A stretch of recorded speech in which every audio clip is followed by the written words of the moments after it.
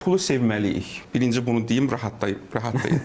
Pulu sevməliyik, pul çox gözəl şeydir. Demək, maraqlı tədqiqatlar var. Pulun psixologiyası mövzusunda kitablar yazılıb. Mən indi 2 dənə kitabın adını deyəcəm verilişimizin əsnasında. Tədqiqatçılar deyir ki, bizim həyatda müxtəlif nəsnələrlə əlaqələrimiz var. Bizim həyatımızı o əlaqələr, münasibətlər formalaşdırır. Məsələn, işlə münasibətimiz, ailə ilə münasibətlərimiz, dostla münasibətimiz və s. və ilaxır. Biz bunların hamısı barədə düşünürük. Dostla münasibətimizi necə quraq? Ailə ilə münasibətimizi necə quraq? Müdirlə, işçi ilə, işlə. Amma bir mühüm nəsnə var həyatımızda ki, biz hər gün onunla əlaqədə münasibətliyik, amma onunla münasibətimizi necə quracağımız barədə düşünmürük çox. O puldur. Biz pulla münasibətimizi necə quraq? Bu mövzuda pulun psixologiyası kitabları yazılıb. Pul nədir? İndi mən o mövzulardan bir neçəsini oxuyuram sizə. 1. Pula ifrat hərislik. 2. Pula nifrət. Mövzulardır. 3. Pul obsessiyası. Obsessiya yəni vasvasılıq. Pul vasvasılığı. Bu nə deməkdir? Bəzi insanlar var, bu pul hərisliyindən fərqlidir. Vasvasılıq odur ki, psixologiyada bir şey sənin beyninə girir və çıxmır. Hey! Fırlanır sənin beynində, bütün həyatını təsir altında salır. Bəzilərində pul obsessiyası var, yəni pul vasvasılığı. Necə? 10 il bundan əvvəl kiməsə 15 manat pul xərcləyib, onu yadında saxlayıb. İstəyir ki, o 15 manatı ondan hansısa yolla geri alsın. Buna deyirlər pul vasvasılığı. Və yaxud gedir ailəsi ilə, belə hallar, belə keyslər var. Mənə danışıblar. Gedir ailəsi ilə hansısa istirahətə, dincəlməyə 500 manat pul xərcləyir. Qaydandan sonra başlayır hamısını bir hesablamağa. Harda nəyi xərclədim, harda necə xərclədim və bir həftə, 10 gün, 2 həftə o 500 manat onu gicəlləndirir. Bütün işinə, gücünə, həyatına təsir edir. Bunu deyirlər pul vasvasılığı.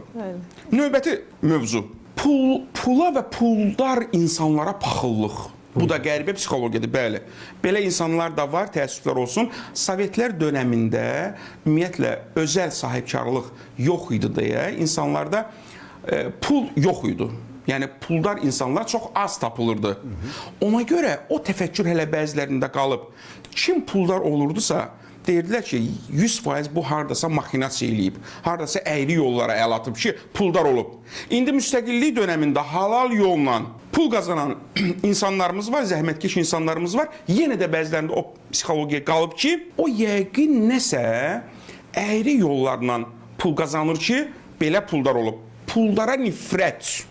Bu da bir qəribə məqamdır. Növbəti mövzu. Həddindən artıq pula arxalanmaq.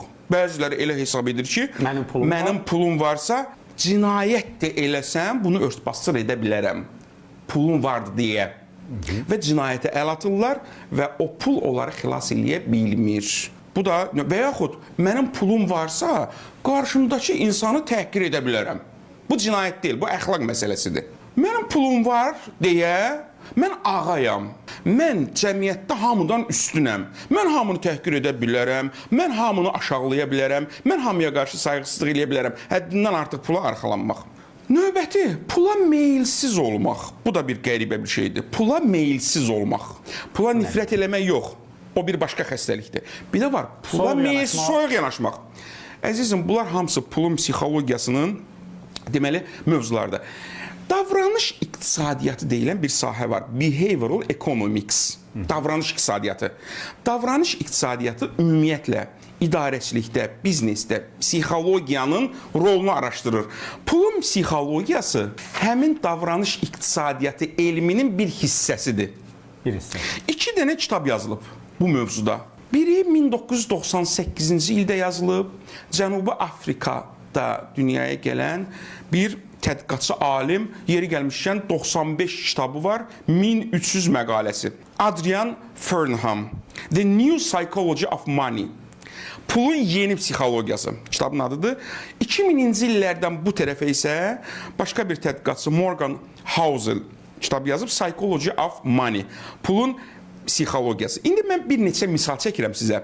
Deməli, Baxın, başqa misallar. Şəhərdən 60 kilometr kənarda, baxın, pulla davranışdan söhbət gedir. Tədqiqatçılar bunu araşdırırlar. Şəhərdən 60 kilometr kənarda basketbol oyunu keçiriləcək. 2 nəfərdirlər, ayrı-ayrı adamlar. Bunlardan biri gedir, bilet alır, pul verir, bilet alır. İkinci adama isə bileti hədiyyə verirlər. Oyun günü gəlib çatır və qar yağır, yolları buz bağlayıb. Təhlükəlidir artıq getmək. Tədqiqatçılar araşdırırlar. Görək bunlardan hansı birinin basketbol oyununa baxmağa getmək ehtimalı çoxdur. O adam ki, pul verib özü alıb bileti. Bəli. Onun ehtimalı daha çoxdur. O təhlükəli yollara rəğmən getsin. Nəinki hədiyyə alanın. Niyə? Çünki insan psixologiyası belədir. Özü zəhmət çəkib əldə etdiyi şeylərə daha çox dəyər verir. Nəinki zəhmət çəkmədən ona verilib bilet. Bunun kökü buradadır. İndi təsəvvür edin. Puldar bir ata dünyadan köçür, oğul heç bir zəhmət çəkməyib və o pulu sağa sola xərcləyir, məhv eləyir. Niyə? Çünki bunun daxilində, fundamentində həmən məsələdə axı zəhmət çəkməyib. İnsan zəhmət çəkdiyi şeyə dəyər verir. Başqa bir deməli misal. Amazon kitab satır. Amazon kitab satır müxtəlif ölkələrdə. Elan verirlər. 31 dollar kitab alana çatdırılma pulsuzdur. Çatdırılmanın dəyəri nə qədərdir? 3 dollar. Pulsuz verilən şeylərdə insanlara maraq var. Amma bu tərəfdə nə edir? Mənim 31 dollarlıq kitaba ehtiyacım yoxdur. 12 dollarlıq kitaba ehtiyacım var. 19 dolları əlavə verirəm cibimdən ki 31 dollar olsun. Oradan 3 dollar çatdırılmanı tutun mən. Nə var? Nə var? 16 dollar mən əlavə xərcləyirəm. Baxın, niyə? Bunun da kökündə psixologiyadan. Çünki insanlar sıfır rəqəminə aşiqdirlər. Bəli.